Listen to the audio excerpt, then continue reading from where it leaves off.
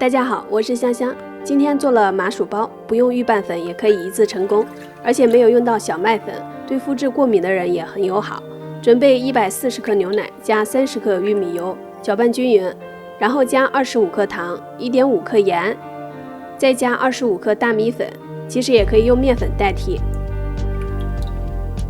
搅拌至没有颗粒，就是让米粉和液体先融合。以前都是用先加热液体，再加粉类，这样粉类不容易搅拌开，会导致失败。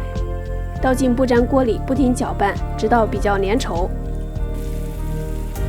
关火之后，加入125克木薯粉，用刮刀拌匀面团。刚开始会觉得比较干，等最后拌匀到没有干粉之后，就是一个比较软而且也不粘手的状态了。再准备一个鸡蛋，不过也许会不够用，最后要根据面糊状态增加蛋液。把蛋液搅散之后，分2-3次加进去，每一次都要搅拌至蛋液全部被吸收之后再加。蛋液加了比较多的时候，我一共用了70克的蛋液，这是最后搅拌好的状态。刮刀上呈现片状的三角面糊，大概有3-4厘米长。如果面糊太湿，不容易定型，很容易塌陷；如果太干了，麻薯包不容易长大。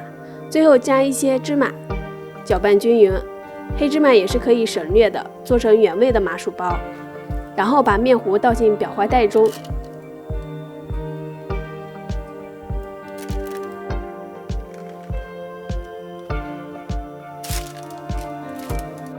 均匀地挤在油纸上面。挤面糊的时候就可以预热烤箱了，180度预热10分钟，然后放在中层烤20到25分钟，时间久一点，表面会更脆一些。烤的过程中一定不要打开烤箱门，因为突然的降温会导致灰缩塌陷。这是烤好的麻薯包，一个一个圆滚滚的。麻薯包趁热吃会比较好，时间久了它会变硬，影响口感。